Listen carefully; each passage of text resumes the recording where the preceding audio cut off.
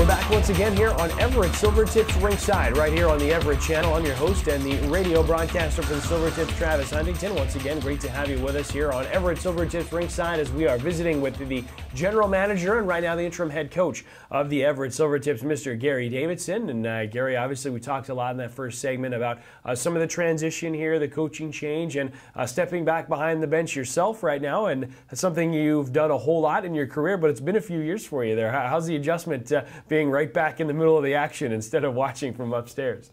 Yeah, it's certainly a little bit of an adjustment.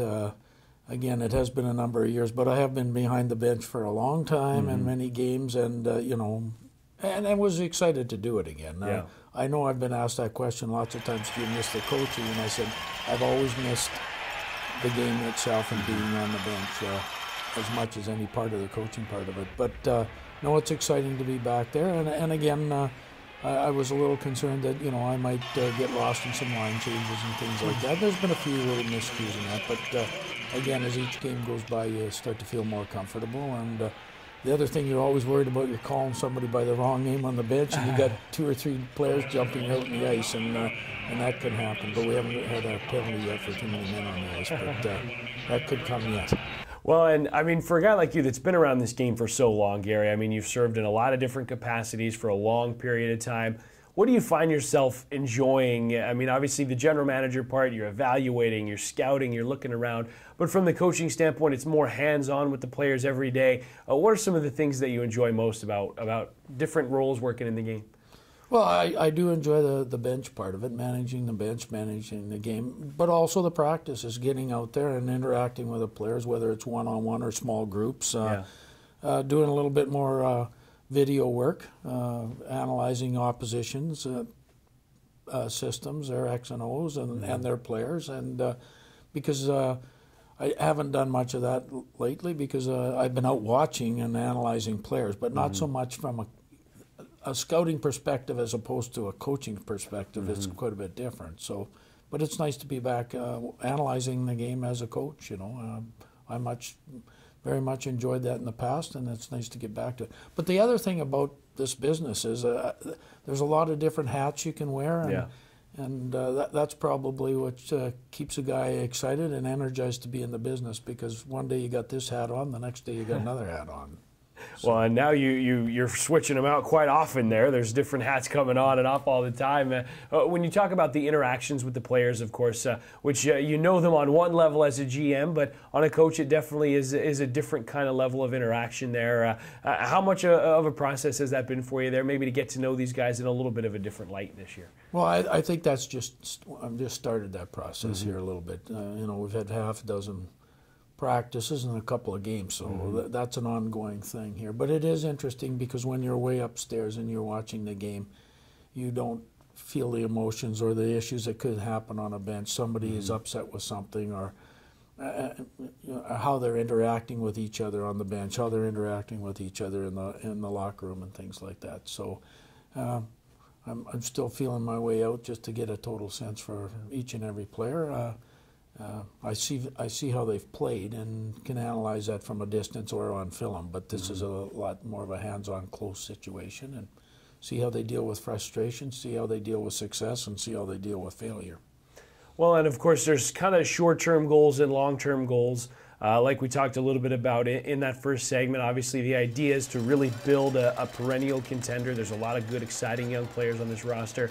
And then at the same time, you also want to win games right now. And I guess that is kind of a tough balance to strike sometimes. I suppose as far as the right now is concerned for this team, down the stretch this season, trying to get into the postseason there, how important is that balance between the teaching process and wanting to get young players involved, but also leaning on older players to help you win games? I suppose at times that's not always an easy thing to reconcile. No, most definitely. I mean, you're juggling win-losses with development, and that's really difficult at times to manage it, because again, each game you go out and play, you want to go out and have success and win the game. But while you're doing that part of it, you're hoping that your young players are growing, and again, our young players are very important for our success going forward. And I've always been of the opinion that you kind of throw them into the fire, and and you got to see if they can handle it. And if they can, then things will move along even quicker. But sometimes they struggle, and then you got to take a step back, and they got to take a step back and slow the process down a little bit. Because again, still we want to win each night. So it is a juggling act. Well, and you talk about, again, a lot of the exciting young talent that's on this roster. And, of course, you've been here for about a year now. And some guys, of course, were already in the system when you got here. A lot of guys you've added to that mix since coming into town here as well. And there's an interaction there, I suppose, between getting to know guys versus knowing guys and wanting them here. And when you talk about the young group that's in this organization right now, what's your vision, what's your thought about what these guys can accomplish together as they start to come up? Well, I'm very, very excited by the youth of our group. Right now we're carrying 5 16-year-olds. We got a couple more 16-year-olds in the wings that I think will be here shortly. If you really look at it and analyze it, I really think players, it takes them their third year before they, really step in and become a big impact within the league. There's the odd player that happens in the second year. So that group of 16-year-olds, we're looking at them, being key and critical 2 years from now. But in the meantime, we've added a piece here and a piece there, made a few adjustments, and some of those have been because we felt we were upgrading, or we also felt we had a need in some area with regards to our group. But again, I'm very excited, and there's a few other players on our list that we're going to try to recruit over the next few months that will be very important for us too. And of course, there's also, we throw in the Euro part of it, and we've been very fortunate. Our 2 Euros have come in and done a good job there, and Mirko Mueller's had an outstanding start here and just played in the prospects game here in the last few days, and that's an important part of our growth. They're both players that are growing with us now, but have the potential to be back with us for the next year to 2 years as well. So.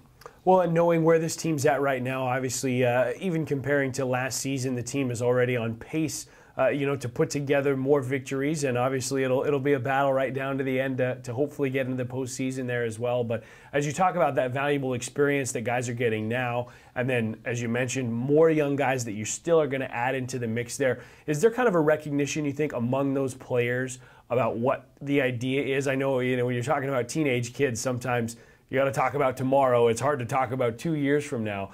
Is there a recognition, you think, in the minds of some of these young players about what's coming and what the goal is here in terms of building in the future?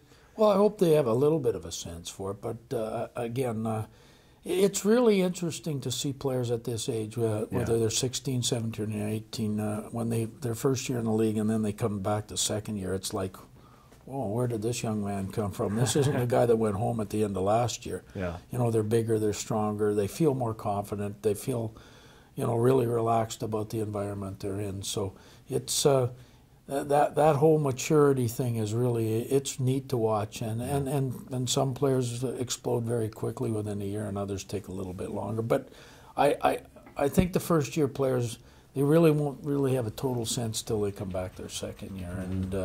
And hopefully they really have a grasp on where we're at and where we're heading.